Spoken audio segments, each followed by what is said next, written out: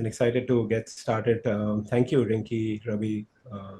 It's great having you guys here. I know this is a topic that doesn't get spoken about enough, I guess, because now is the time of scale, right? Now is when we are all scaling, we're all retaining people, and it's an interesting thing that we just have sort of like a roundtable discussion. We go around, right, and talk about this topic. Uh, so what we're talking about today, folks, for everyone listening in, is building for scale, sort of from the HR perspective. So what that means is when an organization is scaling, right? So when you're managing a team of 50, how you run things is going to be very different from when you're managing 150, when you're managing 500, when you're managing 1,000, and so on, right? And what we hope for in the next, I think we'll split this in about 40 to 20, right? 40 minutes we'll talk, and then 20 minutes Q&A. We try to give you as many actionable insights, tools, systems, processes that you can actually use in your day-to-day work. Right. So starting off, as with everything from a very first principles basic, I think it's important to just talk about what are the challenges, right? Like Ravi, maybe you can sort of kickstart this. What are the challenges that you have seen organizations face when you're scaling from a people slash HR perspective? Would love to get your perspective. Right. Thank you, Ranaq, and thank you, Pascal, for calling us for this meeting. See, when an organization is at an early stage, let's say 10, 20, 30 people stage, versus when organization scales, it grows, right? A lot of things change and cracks starts to show in all aspects of HR. Right? I'll not go in detail, but just to give a brief, let's say hiring, right? When things are at a smaller scale, in all probabilities, founders are involved in each and every hiring. Whereas when things are at scale, it is not possible for them to see every hiring happening in a close manner, right? So how do you ensure that the hiring is of right quality, the hiring is of the people whom we are joined, who are getting selected are of right matching to the company work culture, right? So those are certain areas. Is the hiring process properly being maintained? Is the candidate experience being maintained well, right? These are on the hiring side. Now, when you scale, you hire a lot of, there is also a risk of overhiring, right? When you're scaling means you would have obviously in startup language, you would have got a lot of funding, and that's when you start hiring, right? And there is always a risk of overhiring, right? So that is also another problem. Then once get people in, right? How do you handle them well, right? How are they productive? Are they productive enough? Are they happy in the organization, right? Are you facing issues of retention? People are joining and leaving, right? All those issues can happen, right? So then training them well, right? Their evaluation process. When things are small, it's like a small family. Everybody knows everyone. Everybody knows what somebody else is doing. But when things are at scale, it is not possible for the founders to see everything. That is where I think the challenges occur, right? In my previous experiences in companies also, I have seen companies at an early stage and then them growing to a bigger scale also, and I've seen those cracks happening and then fixing them through different ways, which obviously we will talk later. Right, right. Thanks for sharing. I think one thing we all can resonate with is overhiring. It happened, and I think we're still seeing the fallouts of that. Rinki, would you care to share your opinion, the Sure, challenges that you've seen in your journey? sure, Ranak, and thanks for that perspective, Rabi. I think on similar lines, the way I would like to put it is, of course, when you scale, one challenge is to just maintain the culture of the organization. Every startup at a stage of 50 employees boasts about its culture. I think that's a no-brainer. But how do you maintain the same when it is even as small or as large as 100 employees, 150, and then more than 150 to 500, 1500, and so on and so forth? I think the challenges are different, but I think maintaining culture. Uh, a close link to that is, how do you provide consistent experience across, right? To what Rabi mentioned. Um, Culture is very closely aligned with consistent experience across. That experience is very unique to every organization. And I think the next part of it is, one is providing that experience, and the second is, how do you track what's happening, right? I mean, one is you've rolled out an initiative and then you're celebrating that rollout. But over a period of time, are you sure that it is being rolled out in the way that you had envisioned it? How do you hold on to that vision? So I think three parts to this. One is maintaining the culture, and the two sub parts of that are maintaining consistent experience across all employees and tracking that experience as an HR department to see where you are. And I think and this is my experience, right? The usage of tools becomes extremely important, almost imperative, right? Almost like a non-negotiable when you scale. Because I think the only way to give that consistent candidate experience is by using certain methodologies which are automatically happening. When you're small, I think employee delight is a relatively easy thing to do. You might give hampers to one particular employee who's probably joining in XYZ location at an XYZ seniority. You might want to give some other kind of a gift hamper or an experience to another person, and then you can, very well boast about the kind of candidate experience or the employee experience you've given. But you can't do that once you are more than 50 or 100 or 500 people. And which is why I think the right usage of tools which makes you go on an autopilot mode becomes very important. Got it, got it. No, that's a fair one, right? We think of tools on just it being a means to an end, but it's also for tracking and information, and like you important correctly said, it's about democratization, right, and giving a standardized experience. These very large companies, I've heard of Unilever, when they talk of tools. I was listening to this podcast by Lena, which you were saying first thing of tool is giving a very standardized experience for everybody. We tend to forget that. Great point there. I think I have nothing more to add from my experience, because you guys have covered all. I think you hit the nail on the head. Like, hiring is obviously a big one, right? When you scale, hiring the right people, right, which goes hand in hand with culture, ensuring like the culture is maintained. Like when you're small, there's no bureaucracy, there's no political game, right? But when you're scaling very fast, those sort of things are natural human tendencies which come about. Uh, yeah, tech, you mentioned. I think only thing I'll add is regulatory and compliances. Nobody likes them, but it's there, and it's important to address them, right? Because the win rather the problems are multifold. When you're managing 1,000 people and you're not compliant, then you can get a huge blow to your bottom line. Cool. I think what will be helpful is, I know there's a lot of themes we spoke of, right? But just broadly, maybe if one by one we can go around the table, and you can talk of how you've sort of been solving these problems, not on a very tactical level, but on a broad level. Let's say for hiring, for culture, a sort of like a broad meta level way you've been doing it. Rabi, would you want to go first? Yes. So, yeah, so two level we will go later. So, but all these problems, right, be it hiring, right, be it your performance management, right, be it employee happiness, be it their benefits, right, to tackle all of that, right, I think there are three ways we need to address. One is people, one is policies and processes, and third one is tools, obviously, we were talking about. When I say people, I am talking more specifically about the HR team, right? When companies at a smaller scale, HR team is also very small, and most people are generalists, right? Somebody is doing both hiring also and onboarding also, and maybe supporting in payroll also, or it is maybe outsourced to the finance department, the payroll piece, etc. Right? Benefits also. So that is how they operate. But when you scale, right, it is almost impossible to follow that method because a lot of new complexities will come. We were talking about, Ranak was talking about compliances, right? Compliance is actually very critical. You don't want a legal suit to come to you to realize that we should have proper compliances in place, right? So, and I think in most cases that is what happens, right?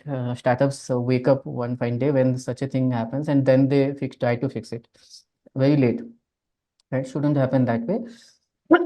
So, hire specialist when you are scaling up, right? For recruitment, you hire a specialist. For content, when you hire a specialist. For HR business partnering, you hire a specialist. So they are expert in those areas. They are coming up with certain experiences, and they know how to handle such and certain kind of situations, right? This is one thing that we must do. Second is policies and processes, right? We talk about processes. I want to highlight about policies. Most companies don't focus a lot on policies. We must have policies covering all kind of use cases and edge cases. The reason is policies are generally guides for people to look to when they are in certain situation. Let's say some performance issues, some behavioral issues, right? It is a guide for the manager to see how to go about it.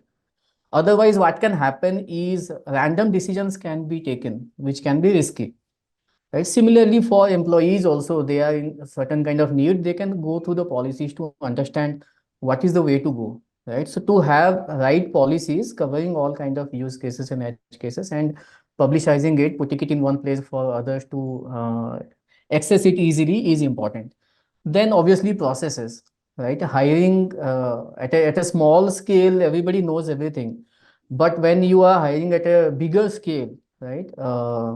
You need to ensure that all the rounds are properly defined, what all things are getting covered in those rounds. Is there a culture fitment round or not? Hiring requisition opening, is it just randomly coming from some manager and then recruiters are starting to work on it? Later on, it goes to offer approval and then the founder says कि नहीं हमको इसका requirement ही नहीं है.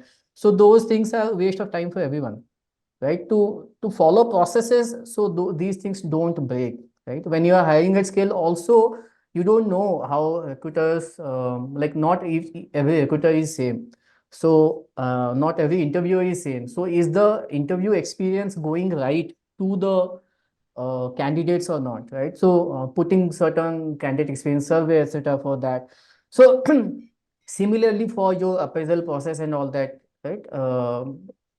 Putting OKRs, right? All these processes we need to set, right? These things are very important because when you are at scale, you are not able to see everything at a granular level. So processes will help you in ensuring that things are done in at least minimum right level, right? So then tools, I think we will cover tools a little later. There are different tools that we can use to ensure that a lot of these things are automated. When things are being done manually, there is always a chance of error.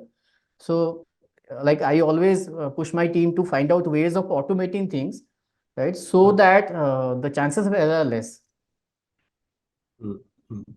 That's great points, Ravi. I think I just like to double click on one point that you made about hiring specialists over generalists. I think we have this habit, right? That not habit. I mean, of course, when you're small, you will hire generalists, right? People who are doing everything. But after a certain point, it just makes sense to hire specialists. Like someone who's great at TA will the sort of outputs that you get from a specialist is like 10x, right? Versus somebody. I think that's true for all functions, right? For every function, you'll always have one person double hatting two, three things, right? But beyond a certain, of course, cost and all those pressures are there. But after a certain point, it makes sense to sort of hire a specialist. Thanks for sharing. Great points. Yeah. Rinki, would love to hear from you. Yeah, just to that point, right, Ravi, about hiring specialists. One, I think, major challenge that I've seen in startups when they scale is what do you do with those smart generalists that you hired in your first 2 3 years, uh, who are still very smart people, but now is the time when you want to sort of replace them with specialists, right? I've often seen that it is possible to sort of still make use or utilize the skills of those generalists, provided we kind of make them aware well in time that this is the time to scale, right? So what got you here won't get you there. I don't think we do a good job of letting them know about this. And what happens is they start feeling disillusioned, when we start scaling, and then they suddenly see this new face who they are supposed to Mm, report to at one fine day.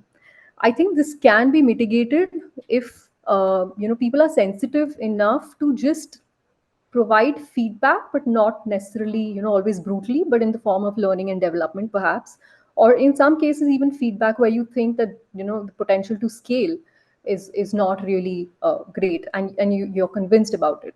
But I think there's a lot of damage control you can do if you are able to sort of make people aware about that. So that's just on that point. I think, Ravi, you made a great point there, right?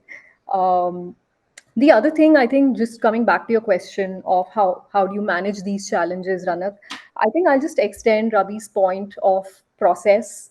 Absolutely. We are, in fact, as an HR department, we always take pride in building policies and processes and, all of that.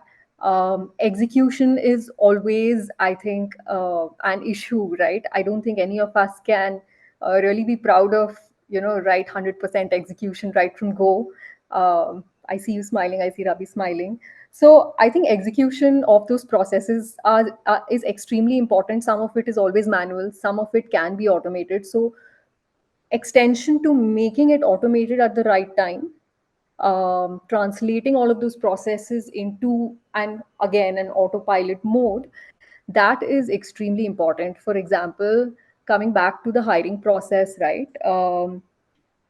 I think in my current organization, we recently saw this, that there's a lot of hiring that's happening, right? And there's a good team of recruiters who are using Excels and different, at least five different Excels, right, just to track what they were doing. But at the end of the day, at the end of the day, they were just manually entering. There was a lot of data entry that they were doing, and it was actually at the whims and fancies of each recruiter to see whether they are entering the right data or not.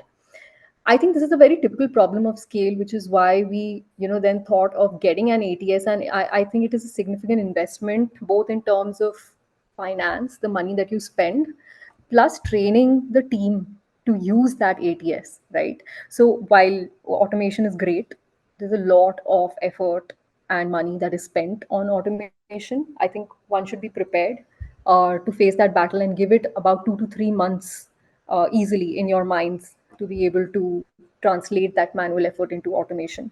I think what an ATS, just as an example, right, what it has helped us with is being able to really generate that intelligence, that those reports. Of course, I don't think there's any ATS that gives you a customized report based on what you need exactly. There will be some data crunching that you'll need to do on that. But I think the basic information is something that you can very well generate from an ATS now, and we're spending much less time on that. There is more efficiency. There was a lot of resistance from the team, and I think that is natural. But definitely one of the things that has helped us bring in efficiencies as we scale. So, yeah. But so, Rinki, again, sorry, I want to go back to something that you said, execution, right? Yeah. And I think I'm assuming the folks listening in are from our function, right? And I smiled, Ravi smiled. I'm sure a lot of other people smiled that we love making policies, like whatever a dogs lick there, and then we don't execute, right? Now, tool aside, would you both want to take a stab at why do you think this happens? Is it like we don't have the muscle of execution, or we don't have the intent, or why is execution always a problem? At least I have seen, and clearly you guys also see it. Why is execution a problem in policies? I'll probably give it a shot. I'll take 30 seconds and then Mhm. maybe go to Rabi. I think it's the problem of change, right? Number one, anything that you're introducing, people are just used to working in a certain way, and it cannot hit hard always on people if you want to implement something. So how do you do it in a nice way, in a phased out way, which is also impactful, right? Sometimes I think the problem of phasing out an initiative is that it loses its impact. So how do you intelligently draw out that balance? um, that is one, the how of it. And then you need hands to be able to execute it also, right? I think it's true that it takes a village to make things, to get things done. It is very true, and many times the HR department doesn't have that luxury of having too many good skilled people to do it, right? Because we're always the lean department, we're always the frugal department. So that's my 2 cents on that. Okay, so see, in my opinion, making policy, right, publicizing it, all these are fancy things, right? Execution is the boring but the important piece, right? Day in, day out, coming and doing the thing that is defined in the policy, right? It is boring, but you have to do it for you to be right. You have to be successful, right? This is one thing that I see, and this is a human nature. Second thing that I see is there is also churn happening in teams also, right? You have certain HR people in team, then new people came, right? Did you actually train them with whatever policies you have? Did you actually tell them what to do in certain situations? And they are also following through. Did the person who went have given proper KT? So these are also some gaps because of which executions fall through after some time. Right? These are two things that I feel are the reasons why executions don't happen properly in the way that you have actually envisaged. Hmm. Hey, fair points. I'll just add one thing on just reviews and follow-ups. Like, if there is nobody reviewing and following up these things, it just doesn't happen, right? And I would say the buck sort of stops maybe at us, Yes, right? it Or is. maybe the Agree. policy has been made in a way where it doesn't facilitate reviews, and then when that stops, yeah, again, fair point. I think before we move into tools and talking about tactical elements, there's one point that we all sort of didn't speak about, which is culture. Right? Culture, and Ricky, you mentioned, right? Very acknowledged, right? Everyone knows about it. As you scale, culture can either go up or it. Unfortunately, most stories you hear it goes down. But would love to get your views on how have. I mean, we know the problems, right? But what you guys have done yourselves, or what suggestions would you have on, let's say, maintaining, and we want to maintain and get culture better, right? What suggestions would you have for this? So, Rabi, you can go first. yeah, Yeah. so see, let me tell you about what we have done here, right? Hmm. So when I came to Flobiz, it was, I think, a smaller startup. We had just raised Series B funding, right? So all these growth related things that we are talking about, skill related, were just coming up, right? I was responsible or given the role to ensure that all things are in place when we scale. First thing that we did was to prepare a culture document, right? So when we are a smaller startup, our inside we know what is our work culture, right? But is it hard coded? Is it defined, written down anywhere? So that part we did first, right? And then obviously we circulated, and then we did some sessions with people to explain how they should follow. See, whatever culture document we have created, whatever values we have created for ourselves, right?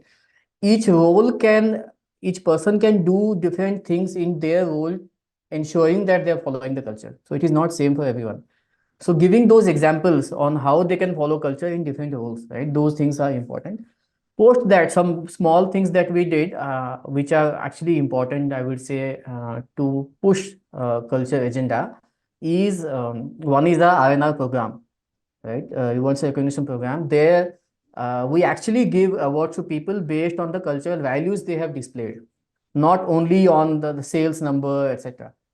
Right? So even Hmm. if you have not done the highest sale, but you have actually shown empathy by going extra mile, by helping some customers, by doing something extra apart from whatever was your KRA, or helping even some team member also, right? Going beyond your KRA. These all things fall under empathy, which is one of our values, right? So we recognize those things as well, right? So this is one part where we are reinforcing the culture piece. Second thing is also in our um, uh, performance evaluation program, right? Whenever we have the appraisal form, there also one piece is obviously based on your KRAs where you fill all the details. Second page is of the values. Okay, you put ratings to the values that you have displayed. Similarly, your manager will also give rating on the values part. Your peers will give rating on the values part. So these are certain ways where we are trying to reinforce and telling people that the culture document or culture piece that we are talking about is just not on a like on the air thing. It is actually real, and we are valuing these things, right? Obviously, when we talk about culture, I think most of us will agree that it has to come from top. Leaders should set examples. They should display those cultural values, and then only it will go down to the junior most level, right? So these are some things that I believe, and we are following that here. Lovely. It's interesting. We do exactly that, Ravi. Our performance also, we have like the after the OKRs, we have our rating on culture values. Our 360 is on our values, and our RNR is also on our values. Works well. It sort of, especially I think RNR is on the values is great, right? Because when you're recognizing somebody, it's not, oh, I did so much sales, exactly what you said, right? I did this, right? And if empathy, even for us, empathy is one of our values, right? So in fact, the highest recognized value is bias for action and empathy, right? So bias for action is more work, but when someone goes out of the way to help, somebody goes home and brings sweets, you have people recognizing them. Oh, yeah, they got sweets for all of us. So it seems silly up front, but it's not, right? There's a lot of deep thoughts behind it. Thanks for sharing, Rabi. Rinki, would love to hear from you also. Yeah, so I think bingo, I don't want to be repetitive. It's exactly how I've seen it happening in our organization and some previous organizations as well. And good to know, I think this is something that is happening a lot more. I think one point which I think is very impactful when driving a similar culture across, especially with startups, is being intentional about hearing about the culture and the values from the founder. So I think it is most, Mm. even when a company scales, right? I mean, if you talk about the current unicorns, which were a startup maybe 5 to 6 years back, the founders are still playing a very pivotal role, right? In some cases, they are still sort of leading from the top and are getting into the ground level execution even now. So when, the founders probably have sessions where they're talking about one value, perhaps once a month, or maybe doing a value session, or just talking something about the culture, addressing the entire organization intentionally only about the culture. I think it makes a lot of difference because even now people join startups, sometimes because of how the founder is, because they want to work with the founder. So I think he becomes a very, very influential person, and I think every founder must find time to do that. Absolutely, absolutely. Uh, Okay, I think we sort of shift gears now to the tactical side and the example side of this session, right? We want to give value as much value back to our folks listening in. So the way we'll do this is so we spoke of what are the problems, we spoke of some possible solutions, right? We tackle the people side, we tackle some part of the process side. In the interest of time, we cannot go and obviously get into all the processes, but we for sure can talk of leverage, right? And technology, systems, tech, right? That's nothing but leverage.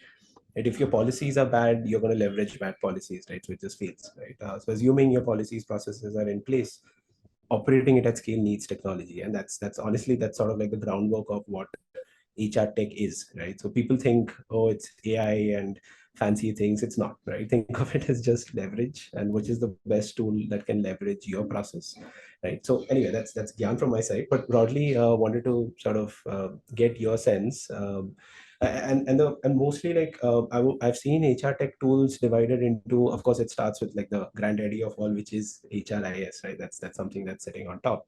And then you have specialized tools for recruitment. You have your ATS, you have L&D, you have tools for experience, you have tools for well-being, you have tools for performance, and Ravi also mentioned R&R, right? There are tools for R&R. So maybe we can go one by one. Let's tackle HRMS first. Would love to hear from you. What is the HRMS is one that you've used? Let's not say recommend, but what have you used? um, Pros, cons, right? And maybe people listening in will get value from those suggestions. Rinki, So, why don't you go first? Oh, yeah, sorry, thank you. No, Ravi, no. please go ahead.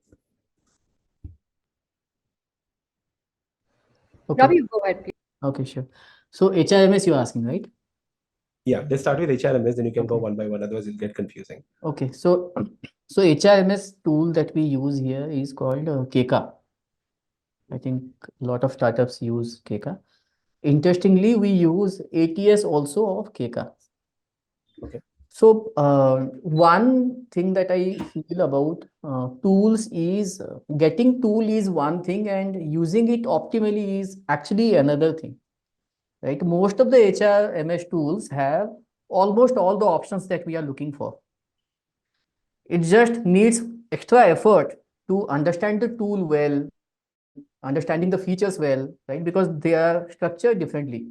So understanding those features well and then implementing them accordingly. So that is where I think most teams actually fail.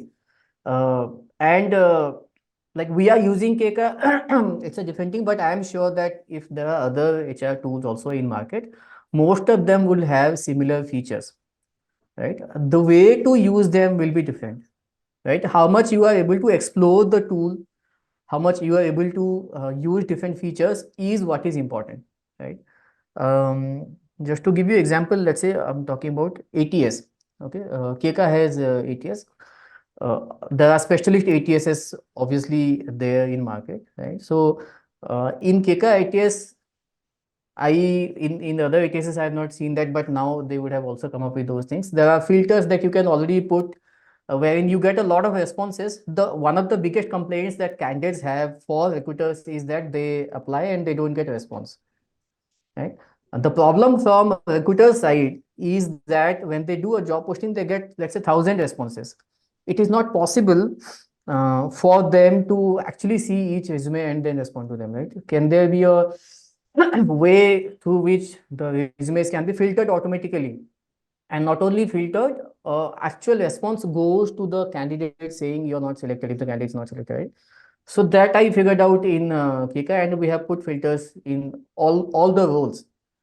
So even if we're getting, let's say, 1,000 responses, 1,000 application, like basic filtering wise, whoever is not matching are already getting rejected and getting those mails. So they are aware that they are not selected, right? So this is one small thing. Similarly, candidate experience, right? So we have put a setting in Keka. I don't know, like people who are listening to this and using Keka, there is an option in Keka where you can set a candidate experience survey wherein after one round of interview, at least one round should happen, that after one round of interview, any round the candidate gets rejected, survey mail goes to the candidate and he can actually fill the survey.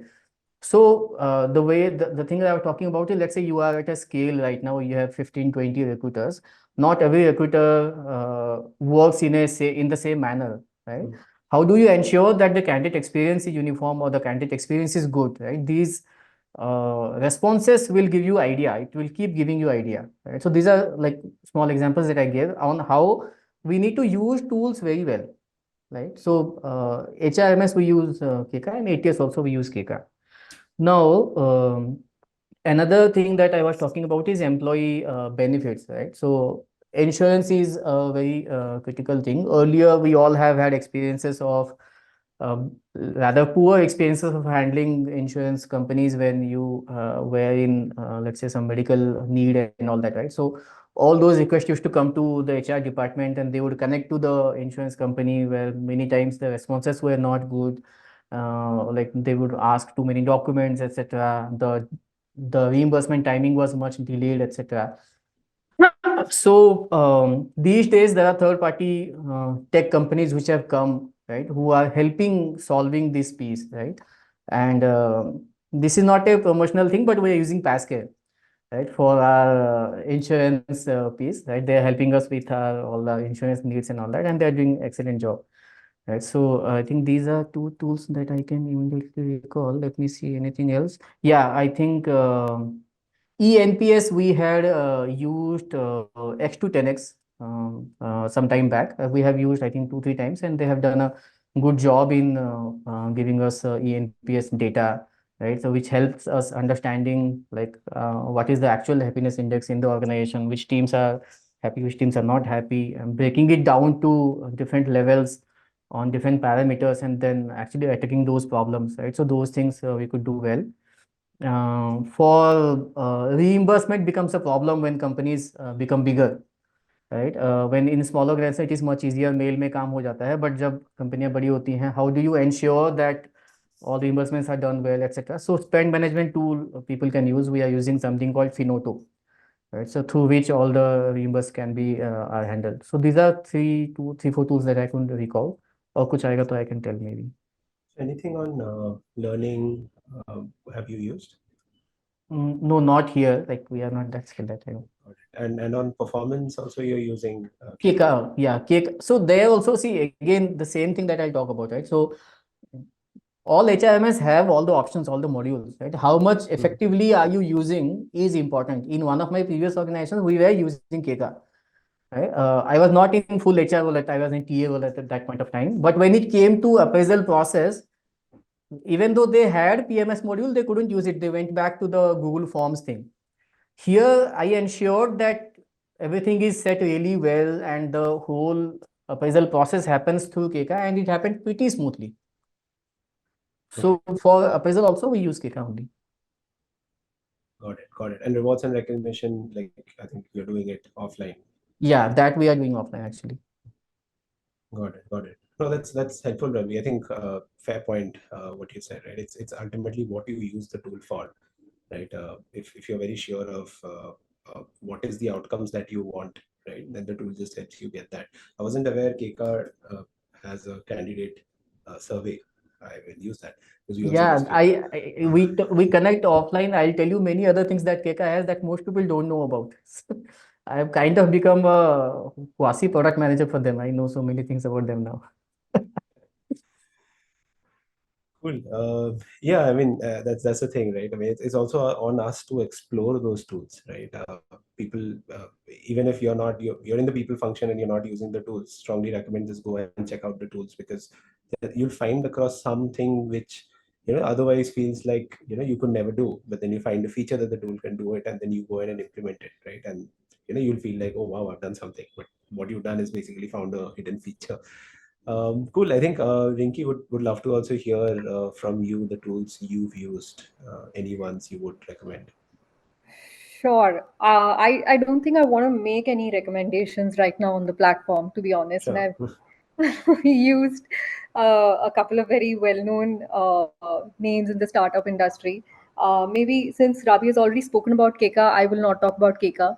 I have used Darwinbox, quite hands-on on it, and I've seen it evolve. We were one of the first customers of Darwinbox when it came up, and still using Darwinbox. So I think one aspect that I have used automation really well, and it has worked for us on Darwinbox is that pre-onboarding and onboarding experience. Again, the problem that comes with scale when you're onboarding about not too many, but as many as maybe 30, 40 people also in a month. How do you provide that onboarding experience, the pre-onboarding experience? How do you keep those candidates warm? At what stage? Even keeping people informed about what's next, keeping them excited about what's going on in the company. So while I think it is, in practice, pre-engagement or POFU forms a part of our of the KRA of the talent acquisition team, and they do their bit. But as part of an automation, the Darwin box also allows us to send a certain set of emails and sort of customize it into something nice and decorative. So those go out on day of joining -10, -5, -4, and one day before. We've also sort of automated the introduction of the manager and the new hire, the buddy and the new hire, and the HR business partner and the new hire. So an email gets triggered to different people at the same time, and then if the buddy just says a hi 2 days before the person's going to join, at least the person doesn't feel lost. All the more because we are still in a hybrid mode of working, right, where people are generally lost if they don't get to see faces. So I think this pre-onboarding module of Darwinbox has been quite handy, has been very beneficial for us. We are at least being able to keep in touch with our candidates in a very foolproof way, I'll say, while the TA of course does their bit, but this is something that we've done. That's one. I think another piece where I am heavily inclined on using automation, again, going back to ATS. I think one part of an ATS is to follow a process, right? But it shouldn't be limited to just a tool that's an interview scheduler. You can schedule interviews in 10 different ways, right? You can use your Google Calendar. And to Ravi's point, I think to optimize for an ATS or for a tool is very important. So what we do is we thoroughly use our ATS platform to generate three specific reports. One is just the current pipeline report, which tells me for each role what how many people are there in round one, round two, round three, and I'm able to evaluate the progress, not just of that position but of the recruiter as well. That is one. Other part is the funnel view, right? Just to see for each role what is the kind of funnel that is expected. It could be a 5 is to 1, or it could be 10 is to 1 for some. So I think this tool is a sure short way of making me aware of that data, and therefore be able to take decisions in line. And the third thing is, on week basis, pulling out the offers that have gone out from a particular date to a particular date. So that gives me a very bang on view of what is really going on in the TA function. And of course, like I said, there is some bit of data crunching that we do on the reports that we download from the ATS, but it has been I can say that I can rely on it, and I feel very rest assured and very relieved, as against doing all of this manually. And I think we, not just we, I think every company is getting more and more data driven now. And reporting is one very big piece that you cannot do without.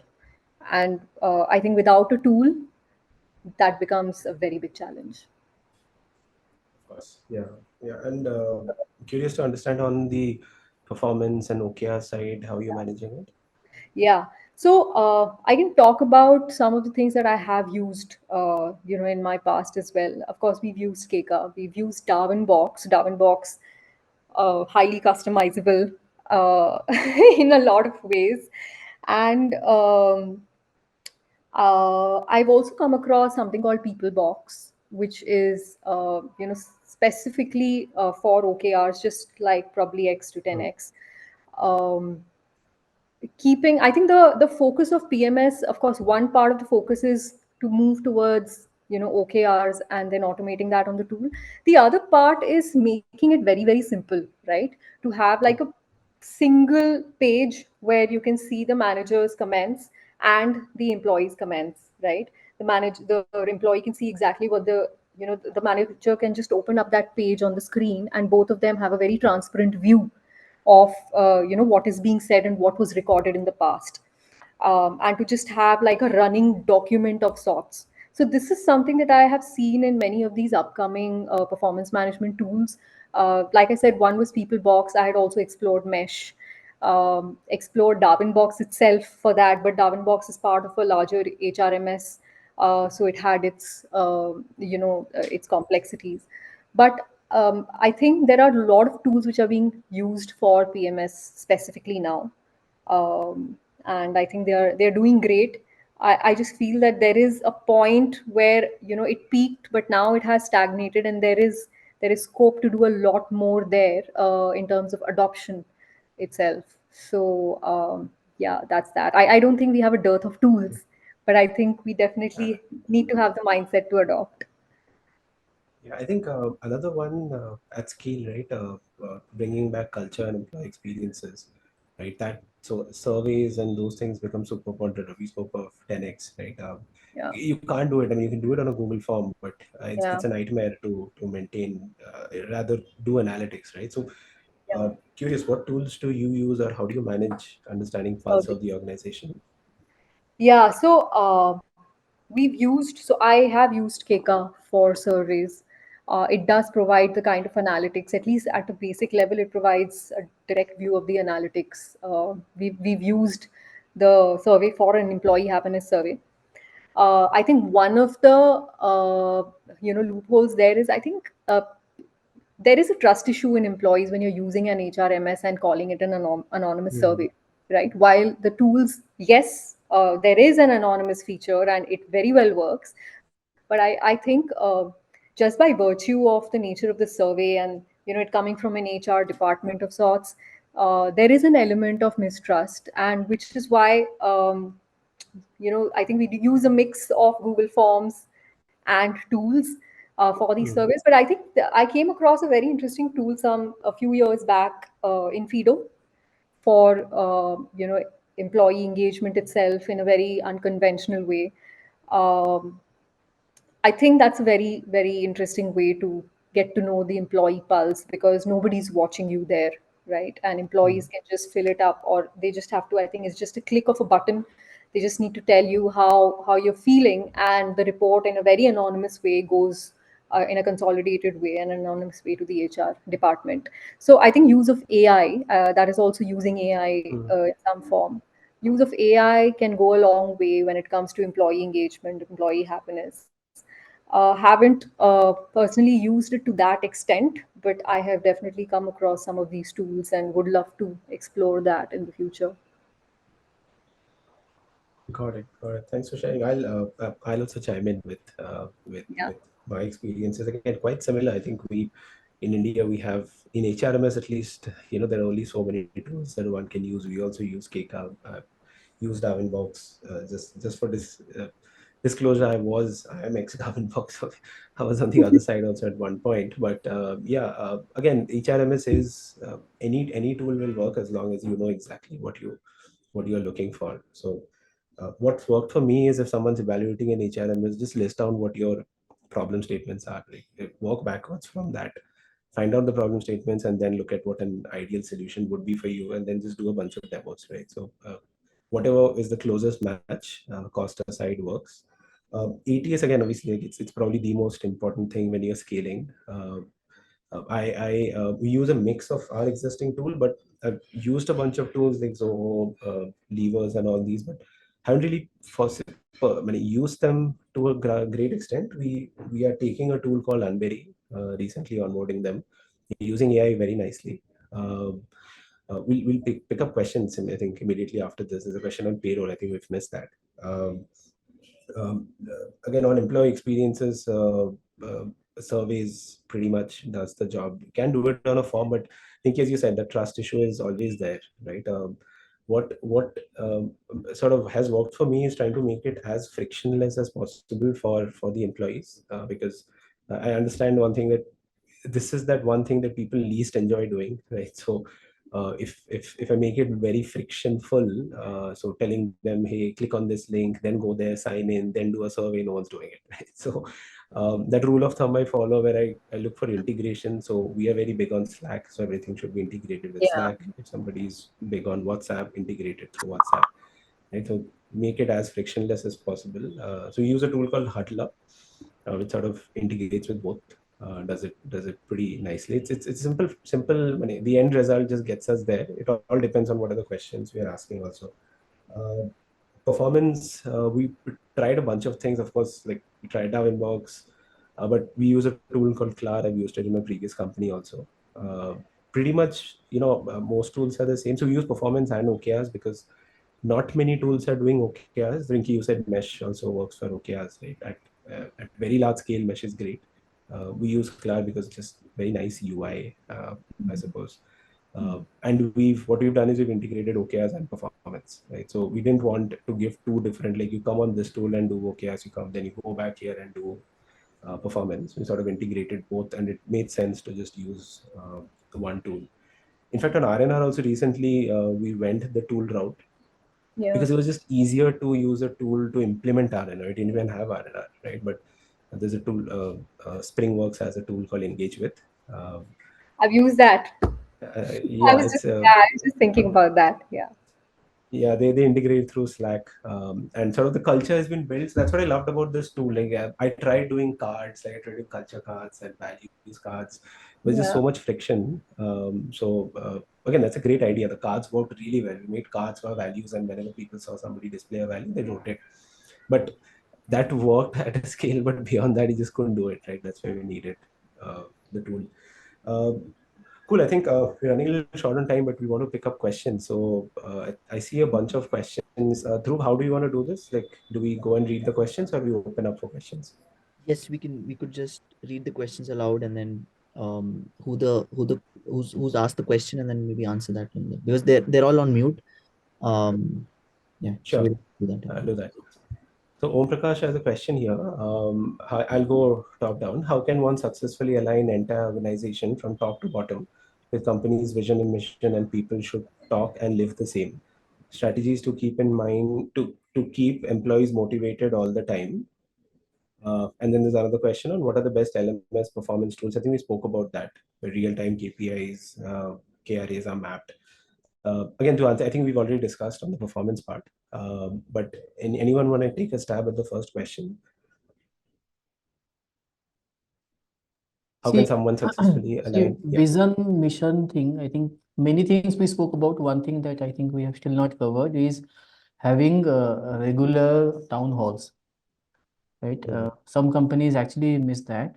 Having regular town halls. Town halls is nothing but a means for the founders to interact with all the employees, right? So having those sessions and having transparent sessions where you explain about what things are going right, what things are going wrong, and then you re-emphasize on the vision, mission pieces, take answers, questions from employees and answer them, right? So these are some things that you need to do regularly, right? Again, I'll come back to the execution piece. Thinking about all these things is nice, but doing it regularly in whatever period you have decided is important, right? So all organizations must do this. They must have town halls in whatever interval they have decided. Okay, whether you have a lot of great things to talk about or not is separate, but having them regularly, giving updates about whatever is the status, and then again, those are platforms for founders also to re-emphasize on the vision mission pieces, right? I think that is one thing that is very important. Got it. Got it. Got it. I think let's move on to the next one. I think there was so coming back to that question, LMS and performance. We didn't talk of LMS per se, but again, I haven't really used many LMS tools, so I wouldn't really recommend anything. But we spoke of performance. We spoke of using any Yeah, HR LMS I LMS have not also used. works. PMS, Kika we are using. I try to keep one software for multiple modules so that the integration is easy. So that is also the reason Hmm. why we have kept PMS also Kika, OKR also Kika, and ATS also Kika, right? As long as Hmm. the software is able to give me all my requirements, I'm fine. That is how I approached it. Uh, the only LMS tool actually I have seen is Upside LMS, but when I had used it, they were just a repository. But they were a repository of broken down into competencies. So I think if that's helpful. There's a question on any particular tool which is all encompassing from hire to retire, employee cycle, and employee data management. I think uh, any HRMS tool that we spoke of, that's pretty much it. All We HR spoke tool of will do that. yeah, KCAR, Darwin. Any HRMS ideally gets you from hire to retire. And that's one of the major things which Ravi said, right? You have your entire data set in one place, right? So that's where an HRMS really helps. Um, there's a question on payroll. If we have any recommended platform, Rinki, have you used anything on I payroll? have. So, of course, Cake again, Keka, Darwinbox, all of them have payroll modules. But what which is truly automating payroll, something that we've been using is Razorpay, the Razorpay X, That's the payroll of Razorpay, which is you just have to upload files on that, and it automatically calculates. It also takes care of compliance, and that's the really real USP of Razorpay payroll. Again, I'm not making any recommendations here. I'm just stating facts, what they have. So, coming to compliances, right? The reason we moved to an automated tool for compliances rather than banking on a third party vendor, which most of the companies do, is because you can actually pull out reports to see whether PF has been deposited, whether the challan has come for the month, what is the amount, is it matching with the PF that was the money that got debited from Hmm. your account, so on and so forth. You have a real time view of all of that. Of course, it's sort of I think they are building, but I think Razorpay seems like a slightly different tool compared to an HRMS.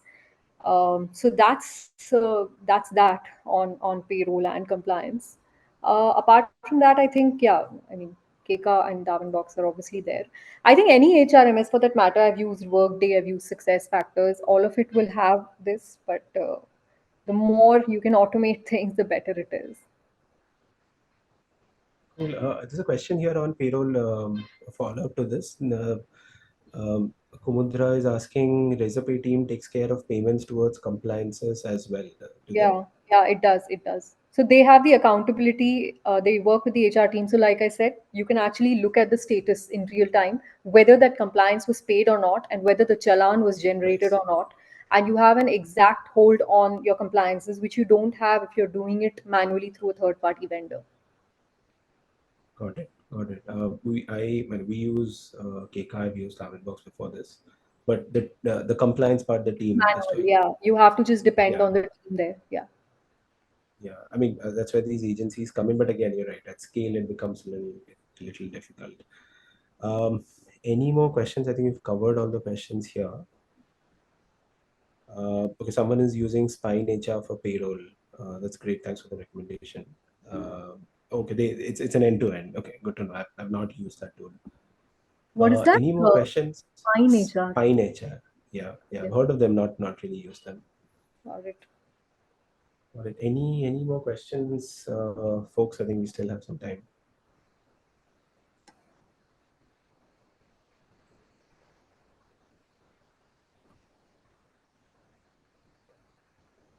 All right, Dhruv, I think there's one comment here on all the tools. I think maybe you can just do a post on. I would probably pass here. I can't do that. Maybe one of us can take a shot at just putting down all the tools we discussed. We'll have highlights for this webinar posted out to all the attendees and also registrants. But yes, I think we made good time. Yeah, any last thoughts? Maybe closing arguments, closing opinions, thoughts.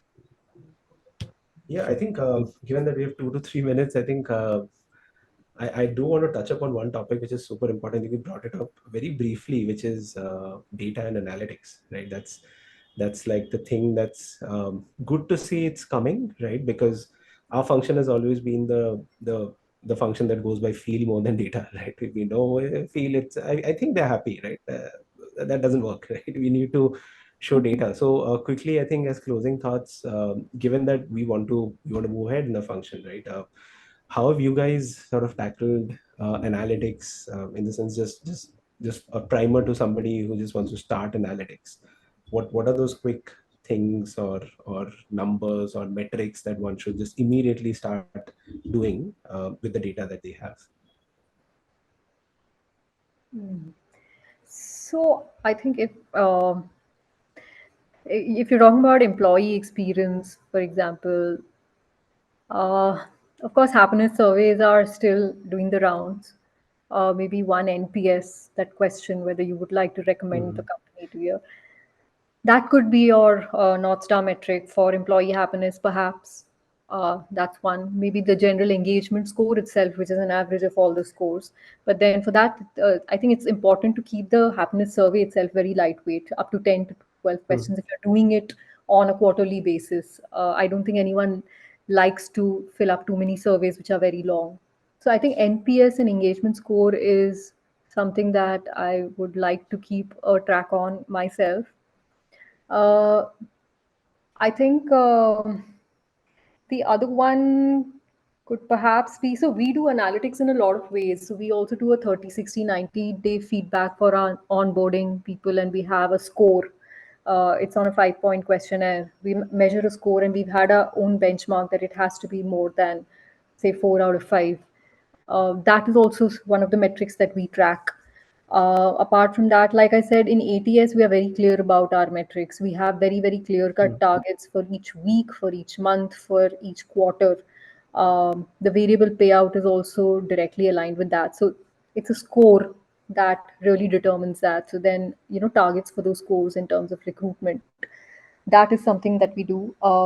Exit surveys, again, no brainer, but just quantifying all of that rather than just limiting it to a chit chat between the HR business partner and the exiting employee is very important to be able to, um, I think, have a seat with the business. If you can talk numbers, if you can have a certain metric there, that I think is important, and you can then support that metric with examples and verbatim and those chats that you're having with an exit employee. Even different tats, right? Whether it's recruitment, I did not talk about that, but aging of a role is something that we track very, very carefully. The tat for closure, the tat for FNF, for example. I think exits, we didn't talk about exits, but when you when you scale, exit becomes a very, very major pain point if it is not done well. Mm. I think that's a very big miss. We did not talk about it. uh, you might not have the employee, but you always earn the goodwill of the employee, which is also very important if you give him a good exit. And therefore the Mm. tat of everything that happens. In fact, I know of some tools where I think Lena AI helps you integrate, um, if you use Lena AI, you can integrate it with Darwin Box for the exit, and it can give the employee an exact view of where his FNF is, using, Oh, nice. Darwin Box itself doesn't do that, but you can integrate certain AI tools. I know Lena can do that. So that bit of, analytics, if you talk about the TAT of the FNF, that is also something that would like to get there soon. Ravi, any quick Yeah, I numbers or think Rinki metrics we covered, I think, all of that we also use. You can do hiring related, the different matrices that we can cover, right? Employee engagement level, like the happiness level, these things we can cover. Attrition we can track, right? Exit surveys we can track. So these are the things that we also do actually. got it, got it. Same for us. I'll just add a bit on headcount also we track. What is the headcount? What's the attrition percentage is a big one we track, right? Because we have a big operations team and there's a massive attrition. So just derivation of all of that. And there's a question here, error percentage normally in surveys, it's a little subjective, but there is going to be an error percentage. There's always going to be people who don't treat it correctly, right? So I think it's more important to look at it as trend versus a one time, right? So when you look at it multiple, let's say you're doing it quarterly, half yearly, look at the trends and go into the themes, right? They're sort of, it sort of normalizes, right? Because one or two or three people giving wrong, or even 5-10% giving wrong answers doesn't matter that much. What we also do is we eliminate where we know, right, where there's a lot of team dynamics at play, sort of eliminate that team and see what's the score without that, right? So sort of helps get a right number. Cool. I think we're at time. Dhruv, do you want to close out the session? It was Yes. lovely having all of you guys here. Thank you, Ronak. Thank you, Ravi. Thank you, Rinki, so much for taking the time today. I think we had a good participation, being a weekday and in the middle of our work schedules. And again, thank you for everybody who still stayed back on the call. This is a monthly webinar series that we do for the HR ecosystem, and so we build thought and also provoke people leaders to help consensus between aspiring HR professionals of what is new and also what is an issue for HRs in the ecosystem. And as such, we have three great experts today, Rabi, Ranak, and Rinki, helping us with this. Thank you so much. Have a nice day, and stay hydrated. And this is Pascal signing out. Thank you all. Thank you so much. Yeah, yeah. Thank you. Thank you everyone for joining. Thank you, Ronak and Rinki, for sharing those views. Thank you. Thank you, Pascal.